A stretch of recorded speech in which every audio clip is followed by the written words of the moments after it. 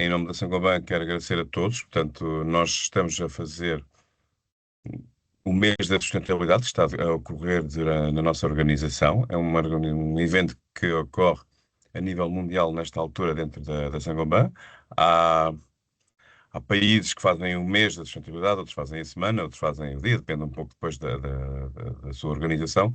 Nós, em Portugal, pelo impacto que achamos que este tema tem, portanto, fazemos várias ações durante todo o mês. Muitas são internas para os nossos colaboradores, ahm, mas fazemos também algumas viradas para o exterior, não só com fornecedores, em que temos algumas áreas muito importantes, mas principalmente também na parte dos clientes e, neste caso, dos projetos, que é onde vão os nossos produtos, e todos sabemos que a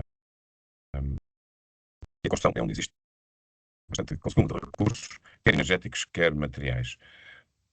Portanto, agradecer também aqui aos nossos excelentíssimos painel, ao arquiteto João Torres, que é coordenador de projeto e de arquiteto no ateliê Fragmentos. Portanto, muito obrigado, João, pela sua presença e por ter aceito este desafio. Também à Catarina, à arquiteta Catarina Martins, pela sua abertura e ter estado connosco também, portanto, na preparação de todo este momento. A arquiteta sénior no ateliê Open Book, também vai partilhar aqui as suas experiências. E a arquiteta Luísa Ramalho, portanto, já trabalha também connosco há alguns tempos, e é coordenadora de projeto e arquiteta também no ateliê Ana Costa. Portanto, muito obrigado aos três. ahm, e vamos fazer aqui uma conversa, portanto, será algo de partilha, um momento de partilha. A nossa ideia é que demoremos um máximo de 1 hora, já com tempo para as perguntas e respostas.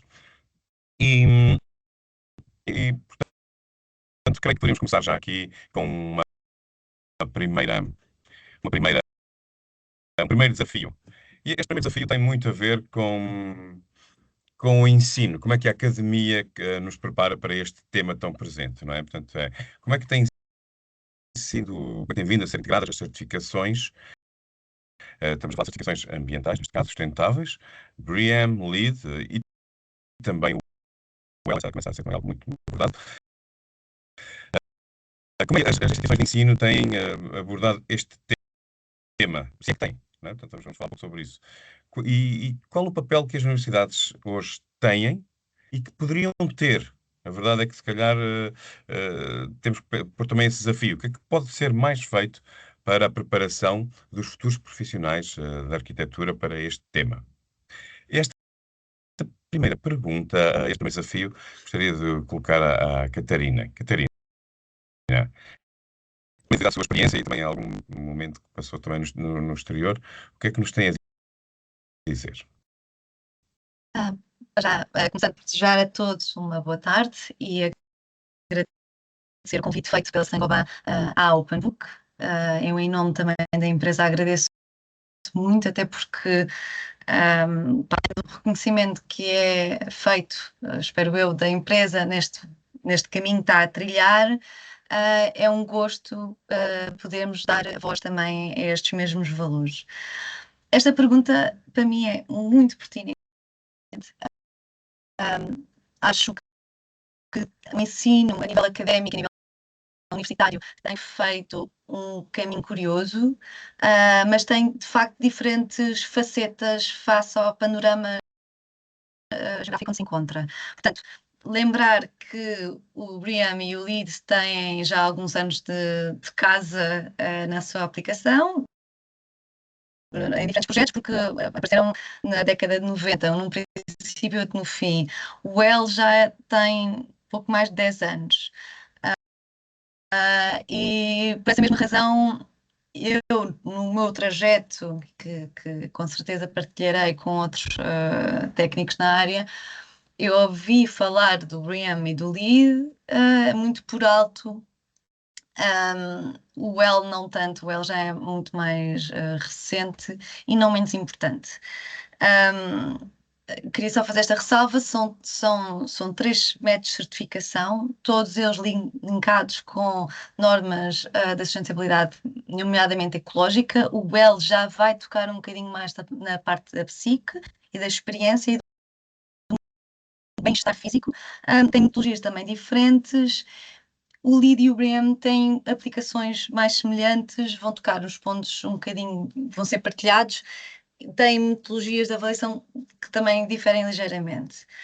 Eu acho que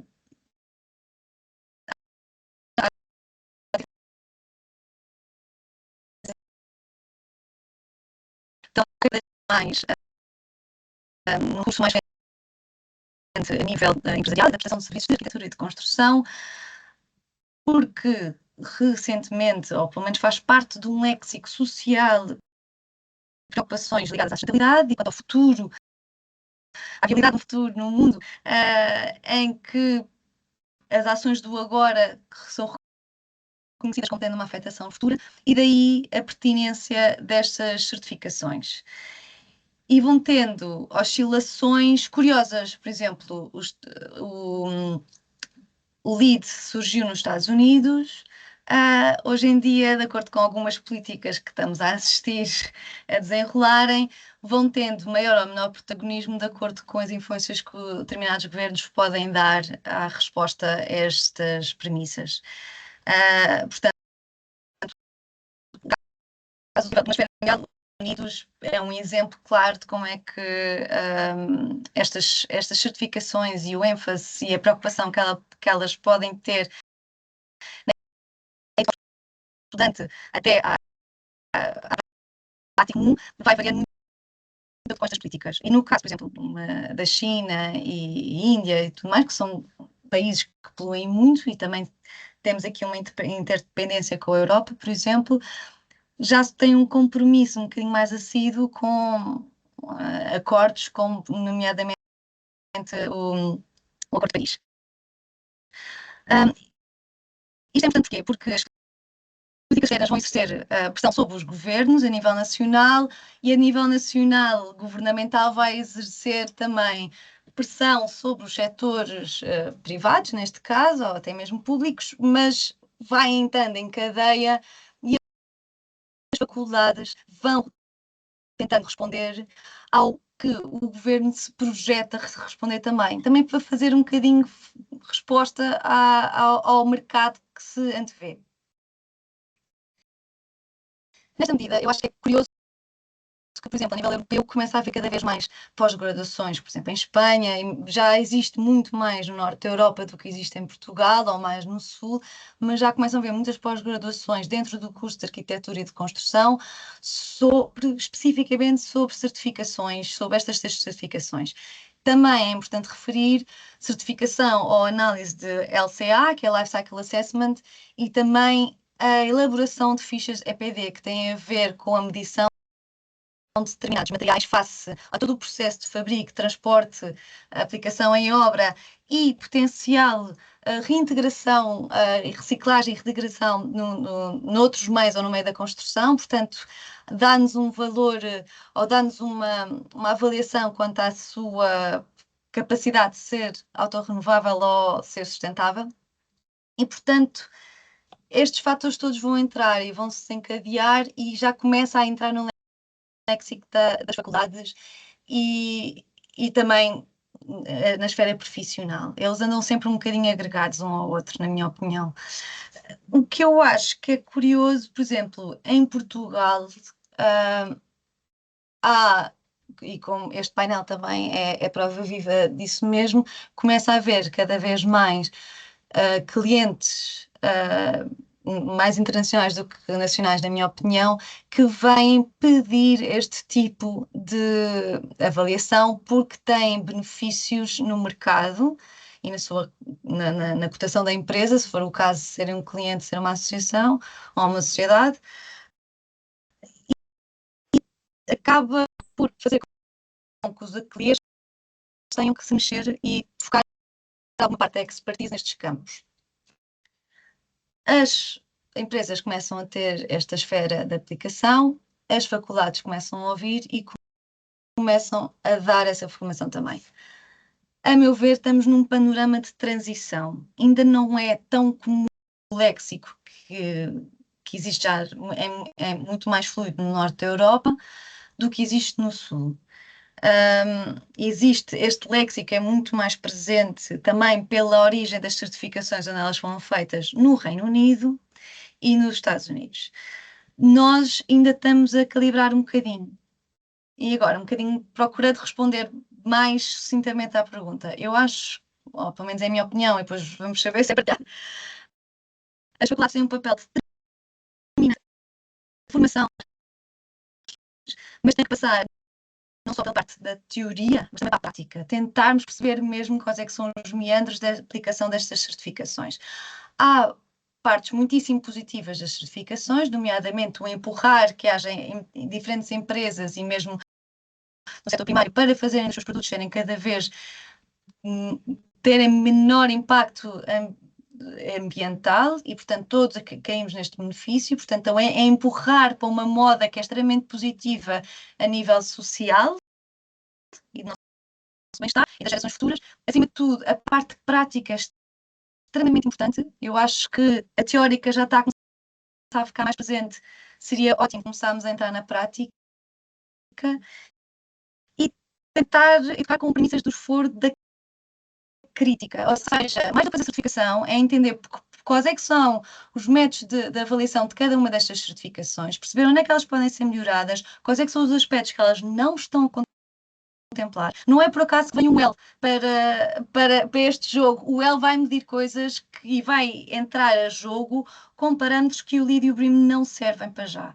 E, portanto, incutir um espírito crítico na nossa prática, dentro do que é o mundo das certificações, eu acho que é essencial. Mas friso que, em resposta à pergunta, é importantíssimo o papel das universidades para formar a nossa profissão mais calibrada para um futuro que vai exigir que nós tenhamos muito mais expertise neste campo. Muito obrigado, Catarina.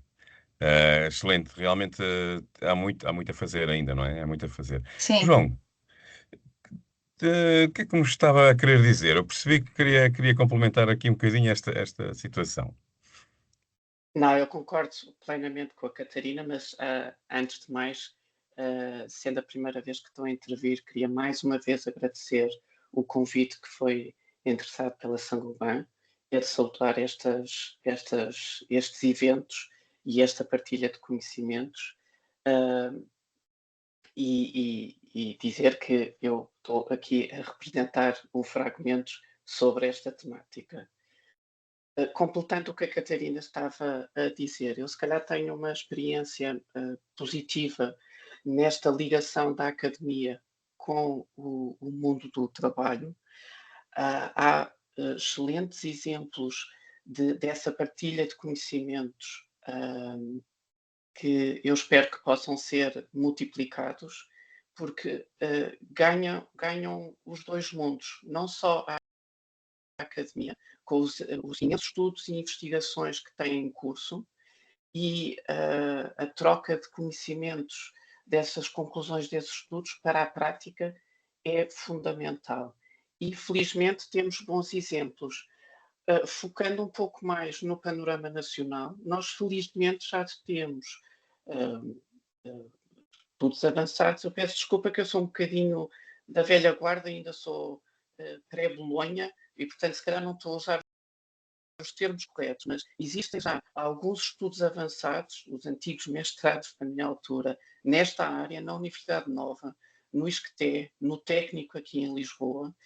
Há desenvolvimentos também muito interessantes na FEUP e na Universidade do Minho, onde aqui há trocas de conhecimento interessantes com empresas que estão implementadas no mercado e que querem inovar e que para isso se juntam ao mundo académico, à academia e às investigações que estão a promover para podermos dar resposta a estes inputs mais exigentes na área da sustentabilidade. E, portanto, só gostaria de completar o que a Catarina estava a dizer, estou totalmente de acordo, e há provas de que realmente esta troca de informação entre a academia e o mundo do trabalho é positivo para ambos, e fico contente por ver que há universidades que já têm esta preocupação na preparação dos futuros arquitetos de abordarem estas temáticas? Eu acho que, só em complemento, eu acho que sim, principalmente a minha casa é o técnico e eu acho que orgulho muito de que, e principalmente a Faculdade do Minho também eu conheço, tem alguma ligação, são faculdades que estimam muito esta temática, esta expertise. Apesar disso, eu quando frisei a parte da prática, é no sentido de, por exemplo, há muitas pessoas que entram agora no mercado de trabalho, sabem o que é o LEED, o BREEAM e o WELL, sabem a sua pertinência, mas é um conhecimento muito superficial. Acho que para nós mergulharmos a fundo e para ser um tema bem mais fluido no léxico de todos, tem que haver um papel na prática, mesmo a nível da faculdade, porque eu continuo a considerar que, embora haja realmente uma grande ação na divulgação, mais hoje em dia do que há alguns anos atrás, destes temas, a prática faz com que a agregação destes conceitos seja muito mais acentuada e que passe a ter uma pertinência diferente no nosso dia a dia. Eu acho que isso ainda está a faltar um bocadinho. Mas eu vejo só pela amostragem que vou tendo contacto. E, portanto, é uma esfera mais nova e eu gostaria, há uns anos atrás, eu faria uma previsão de haver uma generalização muito maior destes termos do que aquilo que eu vou assistindo. Pronto, mas era só Ok, a nota. perfeito. Olá, boa É tarde. verdade, é um excelente complemento, porque na realidade temos que ter consciência que temos excelentes academias e um excelente método de formação em Portugal. Portanto, temos que louvar, não temos que estar não podemos só criticar, temos que dizer tudo. E a verdade é essa. Poderemos sempre melhorar, e é aqui porque vimos um pouquinho também ao encontro. E a Luísa também gostaria de complementar, não é, Luísa? Gostava, sim, Sim. tinha só. Primeiro também queria agradecer o convite que a Saint-Gobain me colocou e gostaria de dizer que na altura, quando fui desafiada para esta mesa redonda, até fiquei um pouco surpreendida porque eu costumo ter, e às vezes até porque eu trabalho bastante com a Saint-Gobain na prescrição de produtos para os projetos que temos em desenvolvimento. E às vezes em conversa surge, por causa da questão daquilo que são as exigências LEED, o que é que estamos a colocar. E eu normalmente manifesto sempre uma opinião um pouco contrária àquilo que tem sido dito aqui, ou de certa forma um bocadinho em contracorrente. Eu, relativamente a isto que estão a dizer sobre a importância, eu não tenho, acho que concordo com tudo o que disseram, portanto, isto tem que ser. Eu acho que é importante os alunos conhecerem que existem estas certificações, até porque isto cada vez mais, aquilo que falava, começa a ser uma constante no projeto e é preciso perceber como é que vamos integrar isto na arquitetura. No entanto, eu penso que o que realmente é importante no curso de arquitetura de facto, ensinar a fazer uma arquitetura competente, não é? E a sustentabilidade começa logo no conceito, na arquitetura em si, portanto, não é preciso vir um carimbo para decidir se é sustentável ou não. Portanto, o que eu acho, a faculdade, acima de tudo, tem que ensinar os alunos a terem uma noção até daquilo que são as regras passivas, como é que se implanta corretamente uma casa, como é que se devem orientar os vãos, o que é a importância de uma ventilação cruzada. Portanto, eu acredito muito nestes princípios, quase uma arquitetura vernacular e que não necessita quase de um carimbo. Portanto, é assim, a certificação não inventou a sustentabilidade, quer dizer, a sustentabilidade eu acho que é qualquer coisa que é inerente à prática da arquitetura, de uma arquitetura responsável, e não é de agora. Tudo bem que temos estas preocupações ambientais, e ninguém diz que não, mas eu penso que a preocupação sempre existiu, não é? Como é que eu tiro partido da luz? Como é que eu no inverno consigo, se eu tiver uma casa orientada ao sul, vou ganhar luz solar, vou conseguir não ter tantas necessidades de aquecimento? Pronto, há tantas questões aqui que envolvem e que eu acho que isso é o fundamental que deve ser passado a um aluno de arquitetura, porque o que eu vejo e da nossa experiência profissional, eu também tirei o curso no Instituto Superior Técnico, já há uns anos. No meu tempo, portanto, já há mais de 20 anos, já se falava nestas certificações, embora não houvesse propriamente um conhecimento a fundo do que elas significam. Mas como também não há de outras coisas, não é? Eu acho que a pessoa só quando entra na prática é que realmente conhece a profissão e se apercebe do que é ser arquiteto, o que é lidar com todos os intervenientes da profissão, com os engenheiros, com os gestores de projeto, com os clientes, portanto, faz parte depois da dinâmica da prática profissional.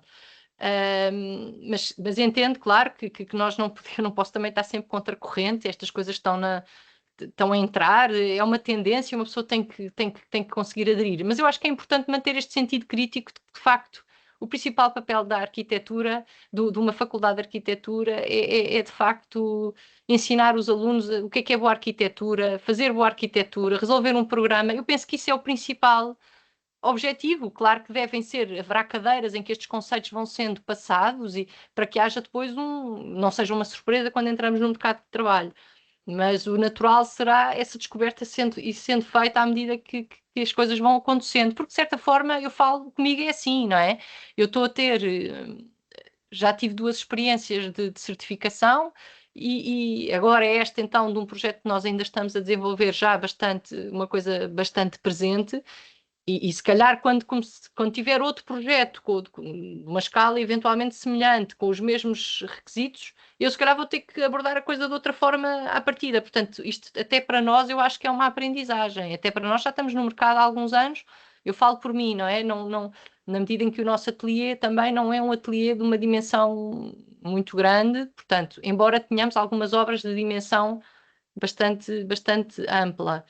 Mas, de facto, isto é um bocadinho aquilo que estavam a dizer. Isto no exterior, no estrangeiro, é uma coisa que se calhar está muito mais... Porque também é toda uma lógica diferente, não é? De construção, são países com outro poder económico, se calhar, têm outras formas. Eu acho que nós temos, não é pior, não é melhor, tínhamos outra forma de fazer as obras, outra...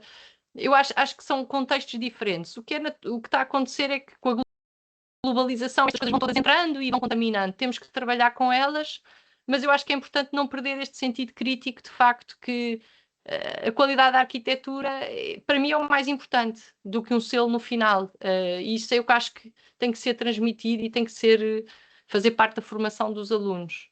Mas daí Muito bem. no fim, Luís, eu fiz a ressalva mesmo de estes, ou seja, eu acho que informação nunca é demais, mas Claro. ensinar o espírito crítico, ou seja, o espírito crítico era precisamente a tocar no que estás a dizer, que é entender que a sustentabilidade, estamos a falar de uma sustentabilidade ecológica, e nesse sentido, estas aprendizagens, tal como métodos de passive housing e iluminação e ventilação natural, são críticos.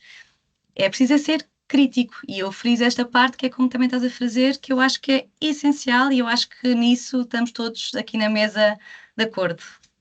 Perfeito, perfeito. Para lembrar, nós hoje em Portugal já temos mais de 200 certificações sobre BREEAM e LEED. Portanto, já foram emitidos mais de 200 certificados. A realidade, e alguns destes certificados são de projetos que já foram recertificados, portanto, para passar de categoria ou para fazer na outra certificação. Há cerca de um mês, portanto, houve uma apresentação que foi o que é que virá de novo com o LEED V5, não é? A nova versão, e a organização estava muito receosa, assim, bem, como é que nós vamos conseguir conter 50 pessoas a ouvir isto? Portanto, vai ser muito difícil. A verdade é que eles tinham 50 e tinham mais inscritos, só que não conseguiram colocá-los todos no local. Portanto, na verdade, em Portugal nós estamos muito, muito atentos a este tema. Já agora, eu aproveito para me apresentar, porque eu fui muito indelicado e muito pouco educado com todos vós, né? Portanto, a Catarina, a Luísa e o João já me conhecem. Eu sou o Rogério Ribeiro, eu trabalho na Saint-Gobain já há mais de 20 anos, pronto, não é preciso dizer tantos. E estou neste momento a acompanhar a equipa de prescrição e de gestão de projetos, portanto, nas diferentes marcas, portanto, quer da Weber, da Placo, da Isover, Ecofon e também do nosso vidro, portanto, a Saint-Gobain Glass, com a rede Climalite. Vou passar então aqui a uma segunda pergunta. Neste caso será para o João. Tem muito a ver com a digitalização, isto é, com a chegada do passaporte digital do produto, como é que nós vamos poder enquadrar estes materiais, a sustentabilidade e a gestão destes materiais num projeto? Será que vai ser mais fácil? Será que a digitalização vai nos ajudar a escolher os produtos? Vamos ter critérios já dentro do passaporte que nos possam dizer que o produto corresponde a X% de eficiência, que corresponde a diferentes critérios de avaliação e que pode contribuir, por exemplo, com Y pontos, pode ter já a pegada ambiental também do produto, o LCA todo incorporado já e o carbono também. Portanto, será que a digitalização vai nos ajudar a escolher materiais? Será que os fabricantes estão também a aderir e a corresponder àquilo que é necessário que um gabinete precisa? Bom, obrigado pelas perguntas. O tema é denso. Só dar aqui primeiro um contexto do que é o passaporte digital do produto. Isto advém de um regulamento europeu, irá ser implementado no próximo ano, 2026, tudo indica, e basicamente é como o Rogério estava a explicar, é uma identidade digital única do produto. E sim, isso vai nos permitir facilitar a escolha quando estamos a tentar prescrever um determinado material para o nosso projeto de arquitetura. Isso porquê? Porque é um documento que acompanha todo o ciclo de vida do produto, desde o momento em que ele é manufaturado ou produzido, é instalado na obra, é acompanhado com planos de manutenção e instruções de como o material deve ser usado. E depois dá-nos dados técnicos e ambientais para como se pode proceder à reciclagem ou à reutilização do mesmo produto e, portanto, havendo uma informação detalhada e é padronizada e, portanto, que é igual, é idêntica para todos os materiais, isto vai nos facilitar também a escolha, porque assim eu consigo estar ciente de que estou a comparar o mesmo tipo de informação. Porque este documento digital, que basicamente é um QR Code, hoje em dia todos nós temos um smartphone e facilmente conseguimos, no imediato, aceder a esta informação. E isso também é importante. E eu consigo ter informações de vários espectros. Como estava a dizer, não só dos processos de fabrico, qual é o desempenho técnico do material, do produto, ter recomendações de uso, etc. E com esta simplificação de procedimento, é importante que este processo seja transparente, porque o facto de o processo ou desta identidade digital ser transparente entre todos vai seguramente promover uma melhor escolha, uma escolha mais sustentável e também, por outro lado, vai promover a que se faça mais investigação e mais inovação dos produtos ou dos seus processos de fabrico e seguramente iremos ter mais produtos que possam ser reutilizados, reciclados no seu fim de vida, e aí temos um excelente exemplo, como é o caso do vidro. Todos nós já sabemos que o vidro em si, 99% do material pode ser reciclado. Há só 1% com o qual nós depois temos que nos preocupar. Mas esta identidade digital do produto também nos vai dar informação sobre, por exemplo, quais são os meus consumos de energia que eu vou ter no fim de ciclo de vida, quando eu voltar a reciclar este produto. E por isso vamos ter uma consciência muito melhor, muito mais informada do produto que estamos a prescrever para o nosso projeto. Daí que a minha pergunta, a minha resposta é de que sim, eu acho que a digitalização e esta padronização dos dados técnicos e dos dados ambientais de determinado produto só vai facilitar a nossa escolha e só nos vai moir de uma escolha mais acertada. Há aqui só uma ressalva que eu gostaria de lançar ao painel, que é, enquanto eu discuto o produto por si só, eu talvez consiga dissecar toda essa informação e fazer essa escolha acertada. Mas muitas vezes o que acontece, e mais uma vez o vidro é um exemplo disso, ele não é utilizado no projeto por si só, ele está integrado num sistema, ou seja, numa fachada cortina, ou seja, integrado com uma caixilharia. No caso do vidro, eu acho que isso é fácil de se fazer essa avaliação de como é que depois como é que é o comportamento do sistema ao longo do ciclo de vida. Para outros materiais que podem até ter uma declaração ambiental muito favorável, quando estão integrados num sistema construtivo ou numa solução construtiva, se calhar fica mais complicado avaliar como é que é feita a sua reutilização ou a sua reciclagem, porque uma vez incorporados num sistema, será que eu consigo no futuro voltá-los a separar e assim reutilizar sem que eu esteja a aumentar uma pegada carbónica? É este o desafio que eu faço ao resto do painel.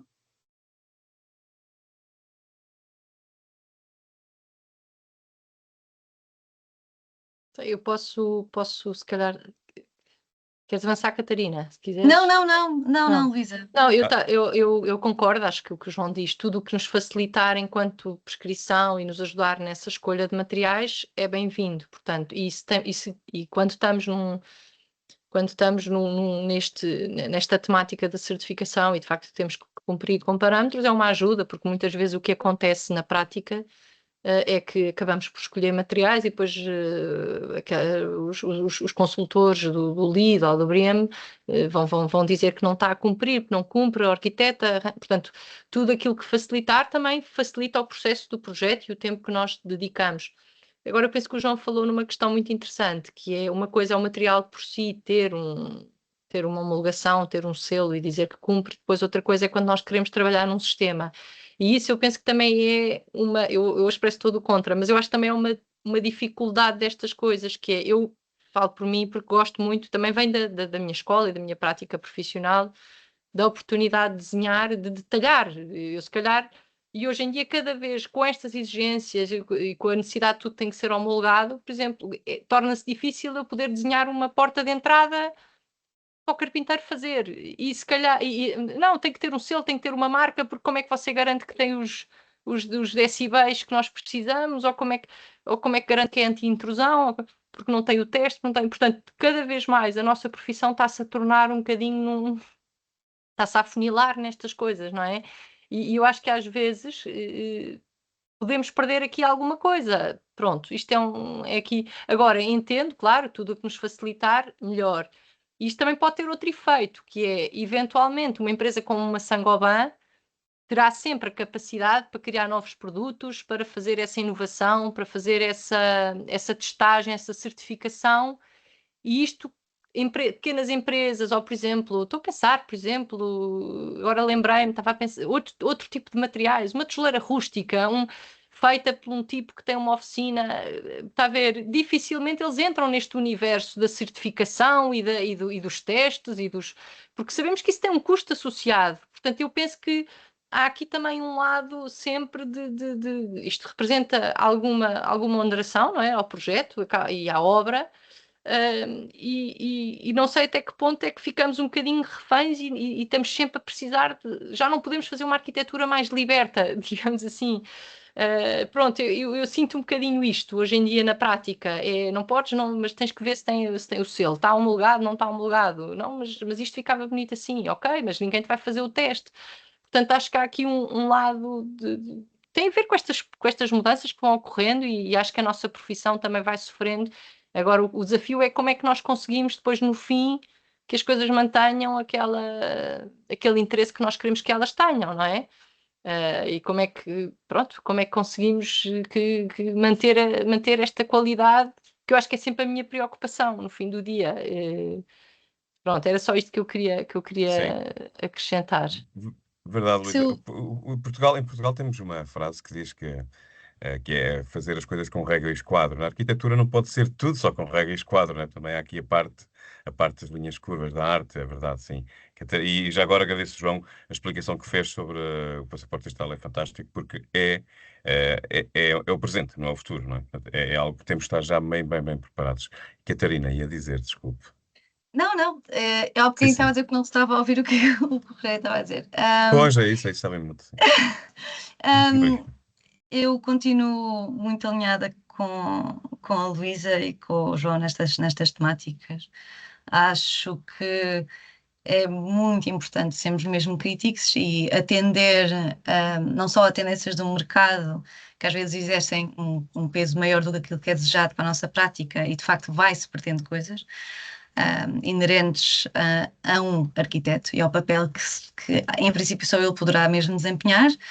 Um, por outro lado, há muita pertinência neste passaporte. Por exemplo, a OpenBook fez o novo headquarters da Nestlé e recebeu cotação máxima na certificação LEED Well.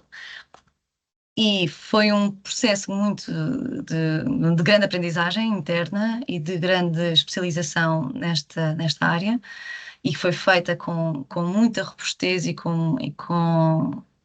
atendendo a responder a altos parâmetros mesmo, e teria-nos dado muito jeito este passaporte, até porque acredito que a entrada nesta temática por parte da nossa profissão, dos nossos profissionais e colegas, seria e será, com esta implementação, muito mais fácil. Tal como eu mencionei, os métodos de avaliação diferem em algumas coisas, eles podem ser semelhantes, mas vão sempre diferenciar um bocadinho aqui e ali. E a entrada para este mundo vai ser muito mais fluida com este passaporte. Portanto, eu agradeço que estas expertise e estas, lá está, como eu mencionei também há pouco, há uma parte governamental que vai sempre escalando para baixo e vai sempre exercendo um bocadinho de pressão, positiva ou negativa, para os outros setores que estão por baixo. E a percepção de que este ID pode ser útil, e pode ser útil não só para a nossa profissão, na agilização da resposta a estes parâmetros, mas tal como o João também mencionou há pouco, que esta ligação que existe entre faculdades com imensos estudos, pode ser que também possam advir muitas coisas positivas destes estudos e destas compreensões um bocadinho mais generalizadas na nossa profissão. Agora, realmente volto a frisar que carece de imensas coisas, estamos todos num processo, quer de aprendizagem, quer de proposta. Esta falha que existe em alguns sistemas ainda não estarem bulletproof a esta certificação, e ao mesmo tempo, onde é que ficam as empresas mais pequenas que ainda atendem ao nosso trato de arquitetura do desenho e da escala cada vez mais reduzida, mais humana, no atendimento a estes certificados ou não, mas aqui lanço para o pensamento de todos, e nós já refletimos, esta mesa já refletiu sobre isto há algum tempo, que pode começar a tocar em parâmetros também ligados à transparência. E isso é uma relação mais pequena, mais afinada, e frágil, mas que eu acredito que os arquitetos não tão facilmente a dispensarão. E deixo esta ideia. Mas É um perfeito eu, desafio. por É um perfeito acaso, desafio. eu acho que a Luísa não está em contracorrente, ela Não está, não. complementa Eu acho que estamos todos completamente aqui iguais, eu bastante acho que é alinhados, super interessante, e sim. eu acho que a Catarina tocou aqui num ponto importante, que é a transparência, porque ao criarmos estes regulamentos europeus, que são, ao fim e ao cabo, universais, pelo menos pelos 27 membros da União Europeia, não só estamos a incentivar a que se promova mais investigação e mais inovação, mas ao sermos transparentes, acho que é a forma que conseguimos proteger os pequenos produtores, os artesãos, que nós gostamos de ainda recorrer a eles. E como a Luísa estava a dizer, por que motivo é que eu não hei de poder detalhar uma carpintaria e passar esses desenhos a um carpinteiro e executá-los e instalá-los na obra? Tudo depende da escala do projeto. Quando estamos a falar num empreendimento com 100 Sem fogos, dúvida, João. Claro, eu acho não que é? essa é que é a grande questão, como é óbvio, claro, não é? Eu acho que as oportunidades dos Agora, projetos também têm muito a ver com isso, como é óbvio. Agora, por que motivo, num projeto de menor escala, eu não possa recorrer ao artesão, ao conhecimento local? E lá está, mais uma vez, estamos aqui a falar em vários patamares. É muito mais sustentável eu trabalhar com o carpinteiro do local da obra do que estar a ir buscar carpintaria a muitos quilómetros de distância. Lá está, eu só queria concluir com isto. Desde que o processo seja transparente, acho que é a forma que nós conseguimos não só motivar empresas com capacidade económica para investigar, inovar e trazer novos produtos, como também proteger estas pequenas empresas mais artesanais, mais locais. Sim, eu acho que estamos aqui a lançar já o desafio para a terceira pergunta, que na realidade tem muito a ver com a escolha de produtos locais, com o efeito de escala de um projeto, não é? Portanto, a partir do momento em que um projeto começa a ter uma escala considerável, em que temos que ter muita standardização de materiais, temos que ter corresponder depois também a todos os prazos de entrega, etc., os lead times também depois do circuito de própria execução e construção, não é? Portanto, ainda ontem eu ouvi uma anedota dentro de uns prémios de construir em que perguntavam qual é que era o projeto público que já tinha sido cumprido em prazo, não é? Disseram que não havia nenhum. Na verdade, não é verdade, mas pronto, a questão é para cumprir os prazos, também tem que haver toda esta standardização e tem que ir também ao fluxo logístico, que, inclusive, muitos desses parâmetros também estarão dentro do próprio passaporte digital do produto, podem estar. E aqui a terceira pergunta tinha a ver com isto, Luísa, que era a certificação sustentável. Isto pode ser tratado como um hobby, pode ser tratado como algo paralelo, ou é algo que já podemos pensar que é tão complexo, ou pode ser tão complexo, ou estamos a torná-lo tão complexo que necessita que exista uma especialização própria, que exista quase que uma nova especialidade para gerir este tipo de projetos. Será que estamos até, porque não, quiçá, uma nova profissão? Eu penso que Bom, acho que esta pergunta é muito interessante e faz-me e lá está, entronca aqui com várias coisas, porque também isto acontece não só com a certificação energética, eu tenho visto, tenho assistido, eu acho que há cada vez uma complexidade maior no geral das obras, porque os regulamentos são cada vez mais complexos, porque as exigências são cada vez maiores, seja ao nível dos comportamentos térmicos, dos AVACs, comportamento acústico. Acho que as soluções exigem cada vez respostas mais sofisticadas. E de facto torna-se difícil conseguir centralizar tudo e dar resposta a tudo. Portanto, isto faz todo o sentido que seja, a meu ver, que seja uma coisa. Acho que é natural que acabe por ser uma coisa externa à profissão da arquitetura, digamos assim, e acho que é perfeitamente normal que funcione como uma especialidade, digamos, como mais uma especialidade, porque inclusivamente ela não toca só a arquitetura, ela toca, por exemplo, no caso do projeto que eu tenho tido mais experiência de trabalho, toca muito, por exemplo, a questão dos AVACs, com um grande peso sobre a questão dos AVACs. Portanto, isto vai para lá daquilo que é a arquitetura, vai muito para lá da escolha de um material que seja ecológico ou que tenha um ciclo de vida extraordinário, vai para lá disso, vai para as ventilações naturais, para a tal questão do daylight, pronto, coisas que fomos aqui falando também, já tivemos essa conversa um bocadinho isto tornou-se uma coisa muito complexa e também se tornou qualquer coisa que vem sendo quase vista, eu acho principalmente talvez pelos grandes promotores, pelos investidores, talvez também em obra pública, eu penso que também começa a ser um requisito, não é? Deixou de ser quase qualquer coisa que valoriza, é entendido como tem que ser, faz parte do processo, faz parte do processo.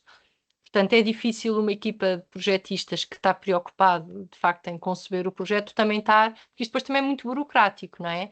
Eu acho que a verdade é que estas certificações também criaram um mecanismo que é burocrático, que é complexo, e é preciso, há fichas de Excel para preencher, há consultorias, há os comissionamentos, portanto, isto é a sensação que eu tenho daquilo que vou vendo. Portanto, isto criou-se aqui um nicho, é um nicho que alimenta, é um facto, isto não é crítico ou não, mas isto representa também a criação de uma nova profissão, digamos assim, ou de um novo nicho de mercado, não é? Ou seja, é difícil, embora eu pense que de facto tem este ponto, que é nós transformarmos cada vez mais a prática do projeto nesta coisa complexa para a qual chamamos muitos consultores, muitos auditores, fazemos muitos estudos, vêm muitas pessoas trazer imensas coisas novas. E eu sinto, e agora aqui também faço uma crítica, porque eu acho que nós sabemos todos que os bens, mesmo que seja um projeto muito grande, por uma empresa poderosa, normalmente os orçamentos não são ilimitados. E o que eu vejo, e que tem acontecido, é que eu penso, isto é a minha opinião, que muitos dos recursos são consumidos logo a montante, antes da obra. E depois o que acontece é que muitas vezes, depois ajudante, o que sofre é mesmo a arquitetura. Eu vou-vos dar um exemplo. Porque é um facto, quando começam a vir os orçamentos, as coisas vêm caríssimas. Isto é caríssimo, a arquiteta tem que conseguir baixar 1 milhão, bem, baixar 1 milhão no valor da obras. Mas como? Eu já reduzi. Depois sentamos com os engenheiros, estou a dar um exemplo prático. Vê lá aí, o engenheiro da AVAC, consegues aligerar aqui os sistemas? Não, assim, eu se aligerar o sistema, de facto, se calhar consigo poupar 30%, mas já não cumpro o LEED. Não cumpro o LEED. Mas cumpres os regulamentos? Sim, cumpro os regulamentos, mas não cumpro o LEED.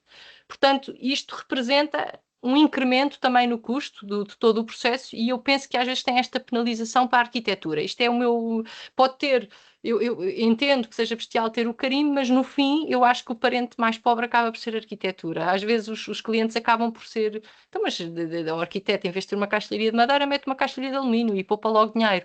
Portanto, eu penso que às vezes há aqui se calhar estou a ser aqui um bocadinho simplista, mas eu sinto que isto é a certificação, a certificação da sustentabilidade foi mais um mecanismo que se criou, é mais uma máquina que se alimenta e que consome recursos.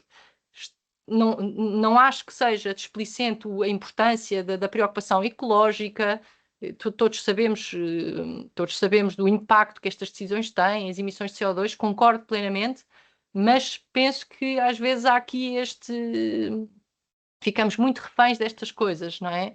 E depois, se calhar, penalizamos outros, estamos dispostos a abrir mãos de outras, e penso que às vezes tem que haver algum bom senso, porque é aquela história, às vezes só para procurar pontos, estamos a agravar numas, e às vezes, se calhar, não se justifica. Eu falo nisto, por exemplo, eu dei aquele exemplo numa reunião que aqui tivemos, que foi uma questão que surgiu com a Saint-Gobain, vou voltar a falar disso, a questão dos vidros. Para esta obra, nós tínhamos como importante, para chegarmos lá ao tal nível do LEED, já não sei se é o Gold, eu acho que sim, era preciso um daylight, que é, no fundo, a transparência, a luz que entra através do vidro. E basicamente chegámos à conclusão que para conseguir naquele projeto, tendo em conta já que estávamos a cumprir os regulamentos nacionais e tínhamos bastante conforto visual, até o técnico da Saint-Gobain, que é uma pessoa altamente experiente nesta questão dos vidros, que me disse, arquiteta, você pode ser ao daylight, vai ter um acréscimo, mas mesmo de 30% do valor, portanto isto num edifício de grandes dimensões tem um peso bastante considerável. Temos que ir para vidros de base Diamond, que também tem um acréscimo da emissão de CO2, e depois, na verdade, na prática, se a diferença visual é significativa na lógica do utilizador, acho que não. Portanto, isto um bocadinho aqui, pronto, claro que nós depois isto foi exposto ao cliente e foi exposto também ao consultor LEED, que acabou e como sempre nós passamos a última palavra, é deles, não é? No fundo. E também chegaram à mesma conclusão que nós, que se calhar temos que depois pôr estas coisas todas na balança e avaliar de facto o que é mais importante. Eu se calhar estou a fugir um bocadinho do tema, mas isto para dizer que de facto eu penso que é difícil já, isto tem que ser entendido mesmo como uma especialidade, tem que integrar o projeto, tem que se trabalhar logo desde o início. Muitas vezes eu acho que é uma coisa que acontece posteriormente, às vezes eu acho que o cliente lembra-se mais tarde, e depois já é complicado porque o projeto já avançou, então dá-nos aqui um trabalho extra, depois ter que estar a adaptar as soluções. E lá está, porque elas também têm um peso, vão ter um peso e vão vão recair até sobre a arquitetura. Por exemplo, as exigências de um AVAC implica que haja mais espaço disponível para instalações técnicas. E isso também tem um custo, porque diária também custa dinheiro. Portanto, eu acho que é importante todos estarem conscientes disso. Normalmente, preocupa-me este ponto, que é os recursos não são ilimitados e normalmente é sempre alguém que depois acaba por sofrer. E eu vejo isto, não é? Eu acho que hoje em dia está tão complexo, não é? Está muito complexo o nível das exigências, depois penso, mas depois ao mesmo tempo, agora estou a entrar noutro campo, mas dá que pensar, que é, depois temos um problema que é, não temos casas, a construção está cara, não se consegue construções a custos mais baratos, mas não é possível, é tudo tão sofisticado que é impossível que seja barato no fim do dia, não é? Nós, se calhar, ainda há quem vive em casas sem ar-condicionado, com vidraça simples, mas quer dizer, nós passámos um bocadinho... É bem verdade. É bem verdade, é Não, bem isto é só verdade. para dizer que acho que às tantas tem que haver aqui um bom senso, porque nós não somos um... É verdade que nós estamos dentro da Europa e dentro dos 27 e os regulamentos são para todos, mas a nossa realidade, como calculam, se calhar não é exatamente igual à alemã, não é? E então acho que isto é aqui um... Ou seja, isto é É. sustentabilidade para quem? Se calhar é só para um nicho de mercado, é para um tipo de obras, é para... Mas lança esta questão, isto é uma coisa que eu vou pensando, não é? Eu Eu gostaria de... Catarina, só um segundo. Ahm, Faz, desculpe. é perfeito, sim, e realmente estamos a responder já a uma pergunta, à quarta pergunta, porque é um pouco por aí, sim, faz todo o sentido. Aqui se calhar, gostaria imenso de ouvir a opinião da Catarina, mas perceber também como é que na Open Book fazem esta gestão. Se tem alguém especialista, se cada um tem que ser especialista no seu projeto, como é que vocês fazem esta gestão? A Open Book, neste momento, está a apostar na recolha de informação para formar um técnico especialista que vai dar apoio a cada projeto na sua fase inicial. O entendimento que Dentro a do empresa ateliê, faz, Catarina. Dentro do não ateliê. entendi. Dentro do Dentro ateliê, do sim. ateliê. Sim, sim. Ou seja, estamos numa fase, ou seja, pronto, não poderei fazer disclosure muito mais, porque isso depois também é parte Claro. da política interna da empresa, mas o entendimento do grupo Open Book é de facto o mesmo que a Elisa fez, que é, há muitos benefícios na agilização do projeto quando, desde o início, é feita Sim. a integração destes preceitos por um expert, ou seja, alguém que esteja focado a 100% nestas questões aplicadas a cada projeto, não interessa a escala.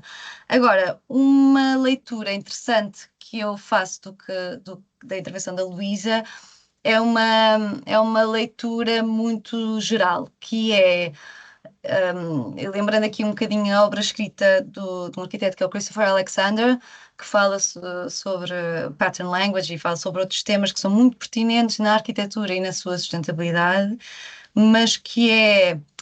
Eu sinto que estas certificações vêm com poder para o mercado e para a nossa profissão, mas há aqui um, uma pequena voz que diz, pequena no sentido em que realmente não é muito ouvida e não é muito comum também em contrabalanço com este léxico, que é de, por favor, não se esqueçam qual é que é o papel do arquiteto. Ou seja, eu estava aqui a ver, há uns tempos atrás, escrevi um artigo e nas minhas pesquisas dei conta numa torre de escritórios feita pelo Alejandro Aravena, no Chile, em que não tanto pela a prescrição, pegando no que a Luísa estava a dizer, a questão dos ar-condicionados, não tanto pegando qual é que era o método e quais é que eram os sistemas e qual é que era a marca e tudo mais, a morfologia arquitetónica fez com que o consumo, e agora estou aqui a ver as minhas calvas, o consumo energético do edifício para esta componente do ar-condicionado passasse de 120 kW metro quadrado por ano para 40 kW por metro quadrado por ano. Ou seja, a arquitetura, não estando focada na parte da certificação, pode até melhorar e exceder aquilo que a certificação está a exigir só por si. E aqui entra, sim, o papel do arquiteto. Ou seja, se a pessoa não quiser pegar na parte humana da arquitetura, que a arquitetura traz, quando é realmente de excelência, eu acho que é isto que a nossa profissão faz com que parte de nós sejamos um bocadinho mais poetas.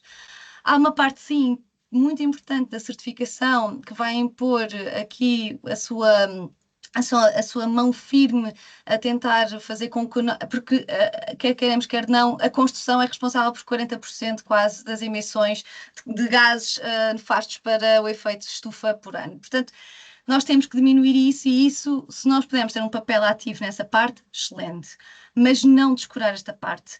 Esta redução no consumo de kilowatts por metro quadrado ao ano pelo arquiteto Aravena não foi via a prescrição de X ou Y na parte das condutas de ar-condicionado, foi a arquitetura. E aqui é que a nossa profissão pode entrar como chave e se calhar esse ingrediente ainda não foi trazido para a mesa como devia. Esta é a leitura que eu faço do que a Luísa e o João também e eu vamos aqui falando hoje, mas é um bocadinho o apanhado que eu faço, que é a nossa profissão, sim, tem que responder a certificações e temos que nos instruir, mas manter o espírito crítico, não descurando o nosso papel, que vem com ligações com o tempo, temos que ter tempo para fazer uma correta assimilação do local e com isso desenhar um edifício que melhor seja. Essa questão do tempo eu penso que também é muito importante. O tempo é imprescindível. E nós, eu não sei como é que é a vossa prática, mas o que eu vejo é que nós cada vez mais estamos sujeitos a ritmos de trabalho loucos, não é? Sim, portanto, sim, estas é generalizado, eu acho. É verdade, é porque estas obras e os grandes investidores querem o tempo é coisa que não existe, tem que ser rápido, tem que estar. Mas eu penso que há sempre aquele compromisso do arquiteto Por isso é que eu digo que existe esta complexidade, que é, hoje em dia é tão mais sofisticado que uma pessoa para tentar integrar, imagine, neste caso estamos a falar de um hotel, não gosto de ver grelhas, não quero as grelhas, estou a tentar forçar o ar-condicionado ao máximo, aquela história, a gente tenta como é que eu tenho luz sem ver a fonte de luz, como é que eu escondo o ar-condicionado sem estar a ver as grelhas, isto às tantas é uma dificuldade tão grande. Quebra-cabeças, sim. É um quebra-cabeças, já é por si só. Sim. Não é? Mas o lead ainda agrava mais, porque de repente eu tenho que ter ar novo em tudo o que é zonas de circulação, eu tenho que ter. E às tantas eu penso, eu não consigo, porque depois o engenheiro, o dono, quer dizer, não, estou aqui a falar de uma forma muito, muito informal, mas o que eu quero dizer é que isto de facto é um quebra-cabeças muito grande, e isto é mais uma especialidade que nós temos que conseguir integrar no puzzle, e infelizmente o tempo muitas vezes não joga a favor, portanto, isto de facto é um desafio difícil, não vamos dizer que não, portanto, eu acho que nós cá no ateliê já pensámos, a arquiteta Ana Costa tem pensado também nisso, de formar, ter alguém que ajude logo numa fase inicial a integrar estes princípios. Agora, eu acho difícil esta ideia de que podemos um bocadinho fazer de tudo um pouco, não é? Porque isto realmente hoje em dia as coisas estão para que tu sejas cada vez mais especialista numa área, embora eu acho que o arquiteto deva ser a pessoa que tem um bocadinho a noção do big picture e que tem essa capacidade da visão global, não é? Eu não acredito nada num arquiteto que só sabe fazer escritórios, ou um arquiteto que só sabe fazer aeroportos, ou um que só sabe fazer hospitais, mas o facto é que hoje em dia, de facto, os regulamentos são tão complicados, em tantas áreas que o que acaba por acontecer é isto, é que acabamos por catalogar este fato, que eu acho que é uma pena, não é? Não acredito na profissão dessa forma, mas o facto é que joga contra e cada vez mais somos empurrados para uma lógica que de facto não é fácil, não é? Agora, esse exemplo da Torre do Aravena é interessante, claro, e acho que temos, e é ir por aí, é acreditar que também tentar que a nossa arquitetura. Desculpa uma coisa que nós já tínhamos falado todos. Pronto, desculpe, Catarina. Não, a verdade é que pronto, vocês falaram aqui num tema interessante, numa componente interessante, que é o tempo, e a verdade é que nós estamos a passar o nosso, mas foi muito interessante porque já respondemos à pergunta 4, que é o arquiteto é mais do que a sustentabilidade. Ele já tinha esta consciência, não é? Portanto, a nossa plateia, se ler a pergunta da realidade, ela já foi respondida por todos vós. Eu aqui gostava de dar um pouquinho de tempo de antena só mais ao João para concluir também aqui o processo e muito obrigado a todos. Portanto, mas João, também como é que qual é a vossa experiência no vosso gabinete? Como é que vocês têm? Qual é a vossa opinião nesse assunto? Bom, tentando ser conciso e para não tomar muito mais do vosso tempo, assim, nós internamente também estabelecemos este grupo de sustentabilidade para permitir essa partilha de conhecimento e permitir conseguirmos investigar mais sobre esta temática, porque é como a Luísa há pouco dizia, no caso, quando estamos a participar num processo de certificação, mesmo quando ele começa logo de início, e é assim que ele deve fazer, até para logo aí ganharmos alguns pontos. consome muito tempo e são muitos quadros de Excel que nós temos que analisar e, portanto, para agilizar um pouco isso, nós aqui internamente também tentamos estabelecer um grupo ao qual chamamos de grupo de sustentabilidade para haver essa troca de partilhas e essa troca de experiências. Só aqui para resumir um pouco e concluir com esta última pergunta. Eu não acho que, de todo, estejamos a mudar as múltiplas dimensões do arquiteto que já vem de trás. Isto já era assim. Nós, quando chegávamos ao local, nós tínhamos que avaliar geograficamente onde é que isto está, de onde é que vem, qual é a exposição solar, quais são os ventos dominantes e atuar em conformidade com essas condicionantes do local para tentarmos aplicar uma construção passiva o mais possível. Os tempos de hoje são muito exigentes, mas ninguém melhor do que o arquiteto para fazer essas pontes com os diversos especialistas. E aqui sim, aqui vai haver mais um especialista na área da sustentabilidade, tal como existe o especialista da estrutura, das águas, das redes prediais, do AVAC, etc. Quem não melhor do que o arquiteto para estabelecer estas pontes e podermos promover o melhor produto possível. Isto não só tendo consciência de que participamos numa atividade que tem uma pegada de carbono elevada, tem um impacto no meio ambiente elevado e com o qual, se calhar, nós nunca vamos atingir a neutralidade carbónica, vai ter sempre que haver alguma compensação pela atividade que nós exercemos, mas, acima de tudo, e muito mais do que uma certificação, o importante é termos um impacto positivo.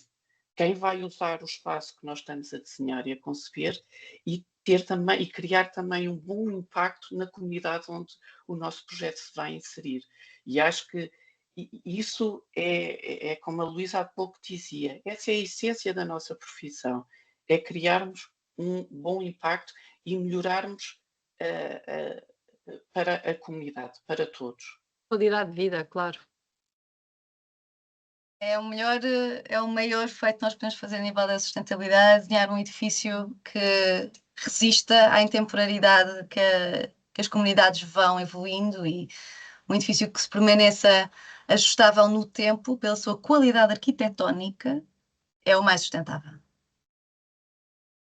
Muito obrigado pelas vossas participações, foi fantástico. Creio que não temos nenhumas perguntas, houve aqui vários comentários, podemos depois partilhar convosco também, em que realmente estão a reforçar aquilo que foi dito.